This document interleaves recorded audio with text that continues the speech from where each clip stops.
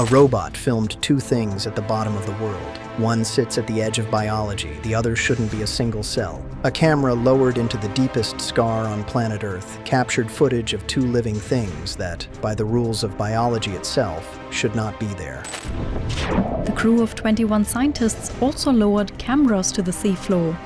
To get a sense of just how deep trenches are, if we take the height of Mount Everest, we would still have about a mile of water above us before we get to the ocean's surface. In the cold depths of Argentina, scientists came face to face with a reminder of how little we know about our planet.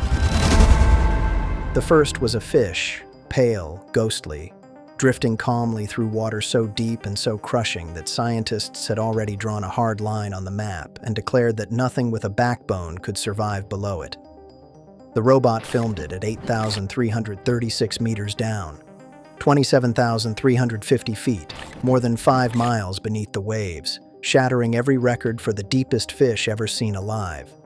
And the second thing was even stranger, a creature the size of your hand that turned out not to be a creature in the normal sense at all, but a single living cell, sitting 6.5 miles down in the blackest, most hostile water on Earth. When the lead scientist watched the fish footage come back, he didn't celebrate so much as confront a wall. As marine scientist Alan Jameson put it bluntly, they can't really go any deeper. This wasn't just a record. This was life filmed, sitting at the absolute edge of what is physically possible on this planet. Share this with everyone you know, because what these cameras pulled out of the dark is genuinely unsettling. We're not talking about rugged animals that simply tolerate a harsh home. We're talking about a vertebrate so rebuilt by the deep that its bones have dissolved into jelly and its skull sits open, and a single cell grown to a size that should be biologically impossible, drinking poison and sheltering other life, in a place that would crush a steel submarine. And they raise a question that's haunted scientists ever since. If life survives there, at the very threshold where the body's molecules should stop working, how much of this planet is hiding things we were certain couldn't exist? Before we break down both of these impossible discoveries, why scientists drew lines that say they shouldn't be alive, and the disturbing truth about what the second one is made of, make sure you subscribe to Vault of Discovery. We're giving you the real science that rewrites the textbooks. To understand why this footage stunned researchers, you have to understand where it was taken. This is the Hadal Zone, named after Hades, the Greek god of the underworld, the deepest region of the ocean, found only in a handful of trenches where the planet's crust folds in on itself and the seafloor drops away into the dark. The fish was filmed in the Izu Ogasawara Trench, part of the same trench system south of Japan that plunges toward nearly 11,000 meters, in the same neighborhood as the legendary Mariana Trench. At these depths, there is zero sunlight. The temperature hovers barely above freezing, and the pressure is almost incomprehensible. At the very bottom, the water bears down with a force thousands of times greater than the air pressure you feel at sea level, enough to crush an unprotected human being into nothing in an instant. The team that captured the fish was led by Professor Alan Jameson of the Mindaru UWA Deep Sea Research Center, working with scientists from the Tokyo University of Marine Science and Technology. To reach a place no human can go, they used an autonomous lander, a camera rig weighted to sink to the seafloor, baited to draw in whatever was living down there. They had already broken the world record once, finding fish in the Mariana Trench just past the 8,000-meter mark. This time, in the warmer waters near Japan, the lander sank deeper than any fish had ever been seen alive, and something swam into the light. Think about what this actually means.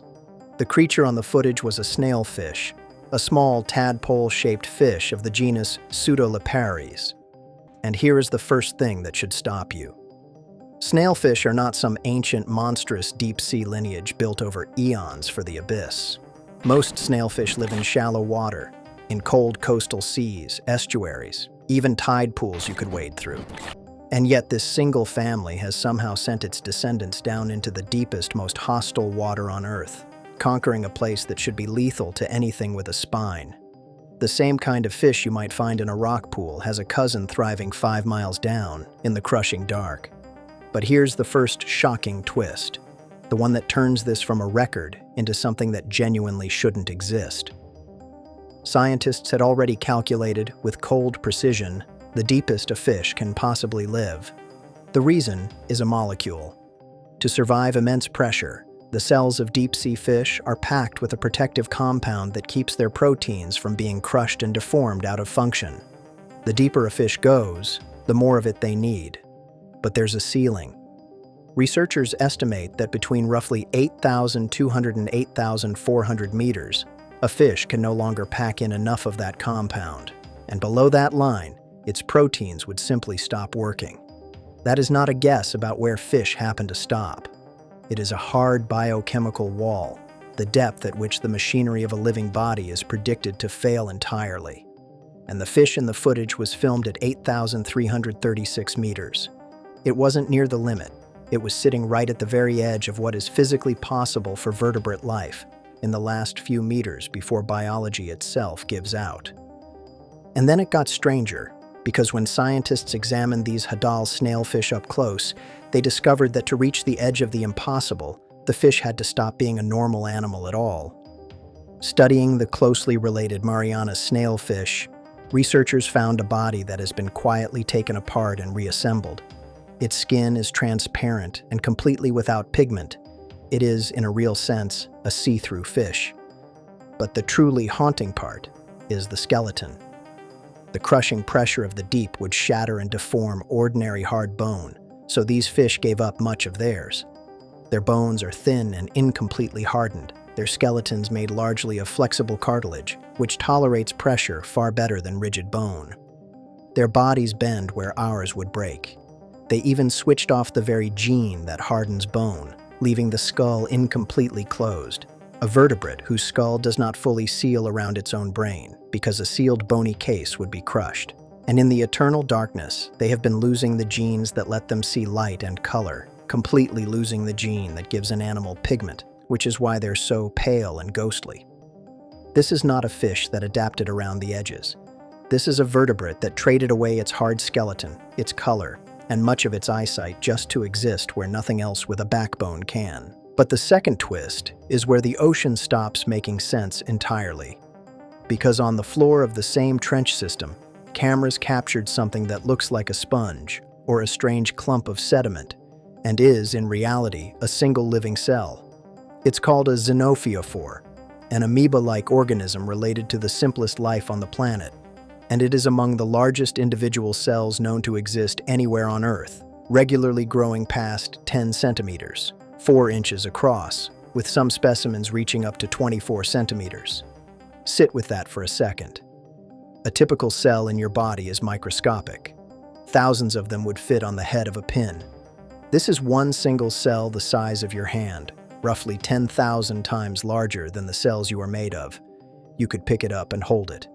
And in 2011, drop cams developed by Scripps and National Geographic, unmanned cameras protected by thick pressure-resistant glass, filmed these giants in the Serena Deep of the Mariana Trench at depths up to 10,641 meters, 6.6 miles down, the deepest these enormous cells had ever been recorded, smashing the previous depth record by nearly 2 miles. Think about how completely that breaks the rules we all learned. We are taught that single cells are, by definition, tiny, that to get big, life has to become multicellular, building bodies out of trillions of cells working together the way we do. The xenophyophore ignores that law entirely, assembling a hand-sized body out of one single cell in the most crushing, lightless, hostile environment on the planet. As Scripps deep-sea biologist Lisa Levin observed, if any creatures should be able to live at the ocean's greatest depths, these giants are among them. They are perfectly built for a world of darkness, freezing cold, and unimaginable pressure. And they are not rare. They were found in great abundance, carpeting parts of the seafloor, an entire population of impossible cells, thriving where we assumed almost nothing could. Then the final game-changing truth emerged, and it's the part that turns wonder into something darker. These giant cells survive by trapping particles from the water around them, and in doing so, they soak up staggering levels of toxic heavy metals, lead, uranium, and mercury, at concentrations that would poison almost anything else alive. They don't just tolerate poison, they accumulate it, hoard it, and thrive. Single cells that have become living reservoirs of some of the most dangerous elements on Earth, completely resistant to substances that would kill a human in tiny doses. And here is the final unsettling detail. These cells are not alone down there. Researchers discovered that the xenophyophores act as hosts, tiny living islands that shelter whole communities of other multicellular organisms, meaning the deepest trenches may be far more alive than anyone imagined. At the very bottom of the world, a single cell the size of your palm has somehow become an entire ecosystem. And despite all this, they remain so fragile and so poorly studied that much of what they are stays a mystery. Think about what the broader picture reveals. These are among the least explored environments on the entire planet, harder to reach in some ways than the surface of the moon.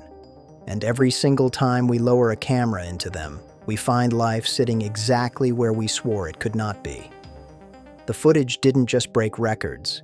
It proved that our confident lines on the map, "Here is where life ends," are written in pencil, and the ocean keeps erasing them. The deep sea is the largest living space on Earth, and we have explored almost none of it. One thing is absolutely certain. The footage pulled from these deep Pacific trenches has done more to redraw the boundaries of life than almost any discovery of the modern era. It captured a vertebrate alive at 8,336 meters, at the very threshold where biochemistry says the body should fail.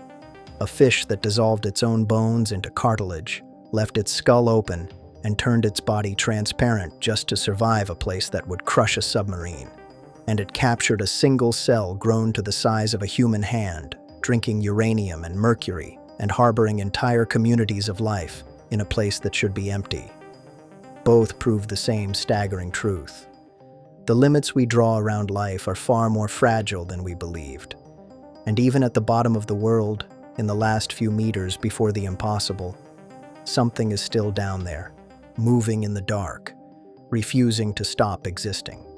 The trenches of the Pacific still hide depths no camera has ever reached and creatures no human has ever seen, each one waiting at the edge of what we believe is possible, ready to rewrite the rulebook the moment we finally look. As deep-sea technology grows more powerful and our landers sink deeper into the dark, the ghostly fish and the giant cells of the Mariana may prove to be only the first of many things down there that shouldn't exist. When the next robot returns from the bottom of the world with footage in its memory, the story of where life can survive may have to be rewritten all over again. Stay tuned.